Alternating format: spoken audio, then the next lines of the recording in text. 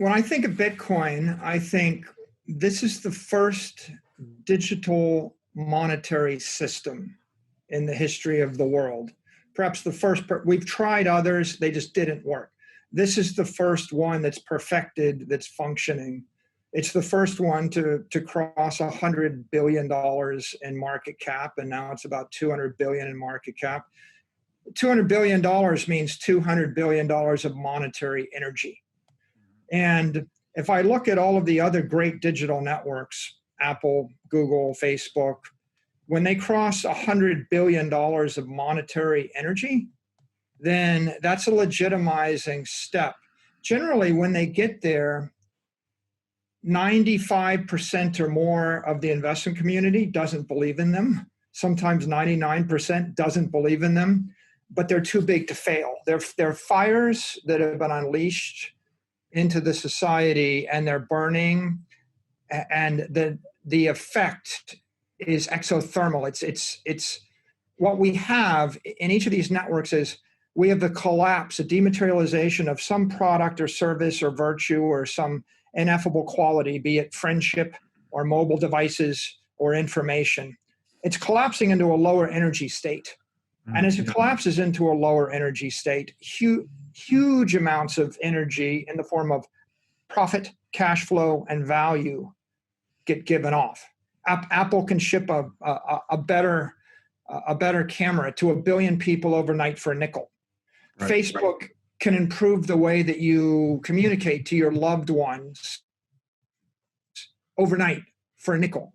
And Google can package the Library of Alexandria in the palm of your hand and ship it to 1 billion people overnight for a nickel.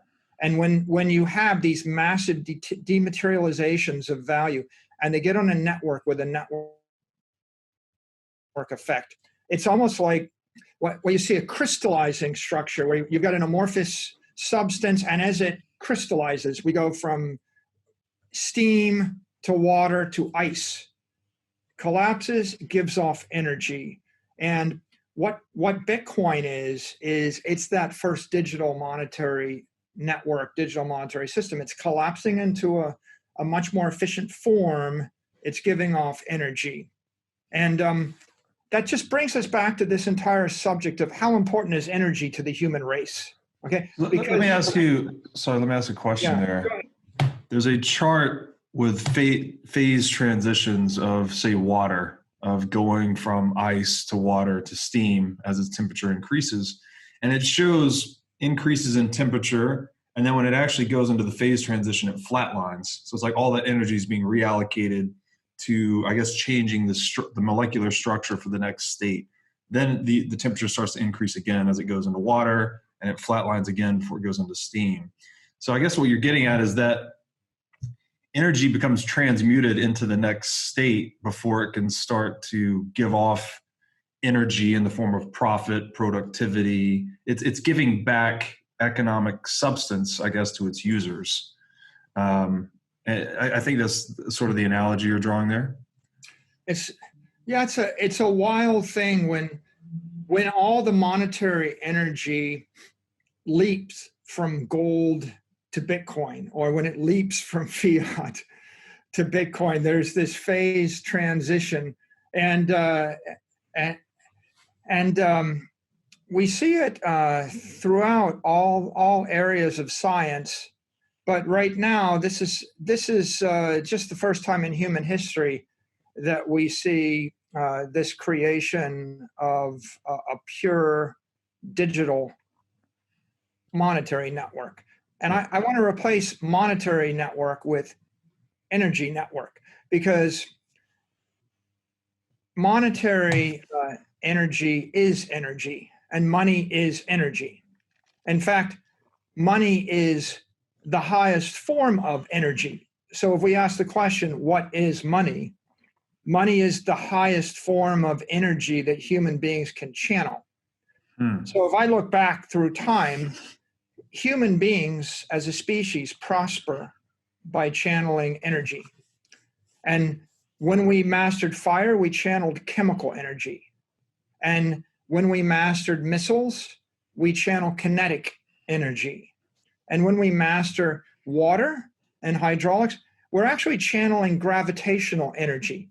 The idea of an aqueduct is, well, I'm using gravity to move water 70 miles, or I'm running a water wheel, or I'm floating a 2-ton block in the water, and the gravity's pushing down on the water and the water is pushing up.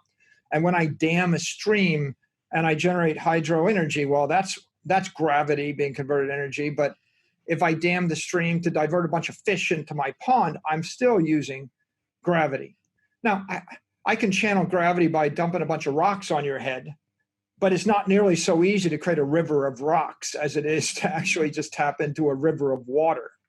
And so the mastery of fire and water is the mastery of chemical energy, gravitational energy, eventually thermal energy, and that in the modern era morphed into the mastery of electrical energy and atomic energy. And of course, there's conservation of energy. And when we look at all of these energy networks, I mean, look, 100 guys with bows and arrows are an energy network, right? I'm moving kinetic energy from this side of the battlefield to that side of the battlefield. And a civilization at the mouth of a river with cities up and down the river, right, is sitting on an energy network, right? Just like the Aegean and the Greek civilization was sitting at the middle of an energy network, and they were using gravitational energy to and by the way, wind energy, right? Another form of energy between sails and gravity. I'm taking advantage of these energies. So the theme is humans prosper by channeling energy. Yeah. Now, what's the most efficient energy network in the history of the world? Well, it's about to be Bitcoin, because the challenge of humanity is, how do I store energy and transmit energy across time and space and domain? And by domain, I mean perhaps governmental domain. Like, how do I move my energy from New York to Tokyo? And this becomes an interesting question, right? Let's take a typical power grid.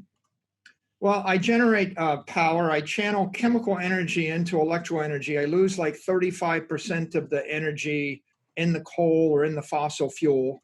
When it gets onto the grid, I move it over a high voltage line, and I can move it up to about 500 miles, and I lose 2% of the energy.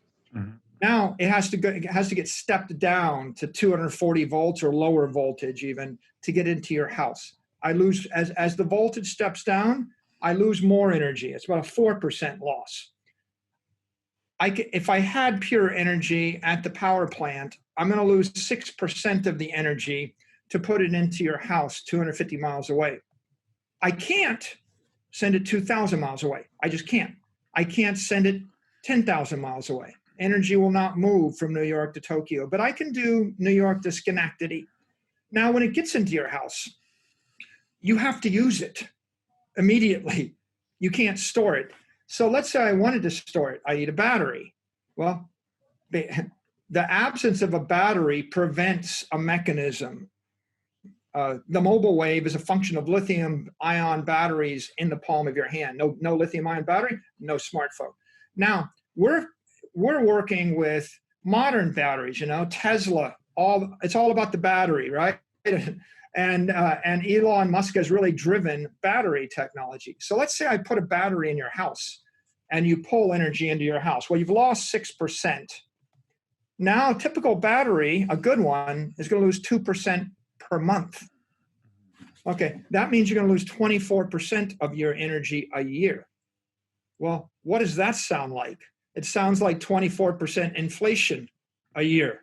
Yeah. It sounds like hyperinflation. It could get worse, right? Hyperinflation is 100% inflation here.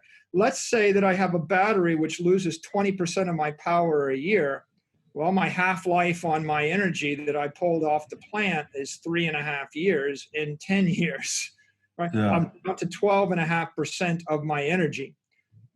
So the entire civilization is based upon electric power grids and networks, and yet it's not that good. I mean, you really can't store that much power Anybody that ever put their computer, they charged it and left the computer for a month or 2 months, and you whipped it open, it's like, it's drained. It's dead, yeah. Okay, so now, let's say I want to take $100 million. By the way, I can take $100 million of money and I can buy $100 million of electricity in New York. And I can distribute it to 10 million people in New York, as long as they use it today. But so if they don't use it today, it starts to bleed out, and so this is the loss on the network. Right. Now, and in a monetary sense, we would say that energy really lacks durability, right? And I think this is important too, to tie this back to money, is that gold itself, to your point, was an energy network, right? It was whatever productivity couldn't be allocated towards something more economic, we would go and mine gold, such that gold became this claim on savings of humanity, which is what money is. And those savings themselves are the result of all our collective energy utilization up until that point, right? We've been transitioning energy into capital, and then gold or money becomes the network that commands that capital. And then what I think is interesting too is that the scarcity of the gold actually reflects the scarcity of the energy, right? So it maps onto it in a way.